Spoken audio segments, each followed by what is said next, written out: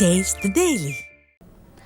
ஆம் ஆத்மி கட்சியின் மாநிலங்களவை எம்பி ஸ்வாதி மலிவால் தாக்கப்பட்ட விவகாரத்தில் டெல்லி போலீசார் முதல் தகவல் அறிக்கையை பதிவு செய்துள்ளனர்.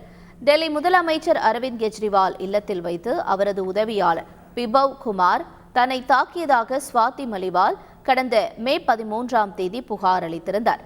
ஸ்வாதி மலிவால் தாக்கப்பட்ட விவகாரம் குறித்து டெல்லி போலீசார் விசாரித்து உடனடியாக அறிக்கை சமர்ப்பிக்குமாறு தேசிய மகளிர் ஆணையம் வலியுறுத்தியிருந்தது. இதனையடுத்து ஸ்வாதி மலிவால் வீட்டிற்கு சென்று போலீசார் அவரிடம் 4 மணி நேரம் விசாரணை நடத்தி வாக்குமூலம் பெற்றனர். இதன் அடிப்படையில் டெல்லி போலீசார் பிபவ் குமார் மீது 4 பிரிவுகளின் கீழ் வழக்கு பதிவு செய்து விசாரித்து வருகின்றனர்.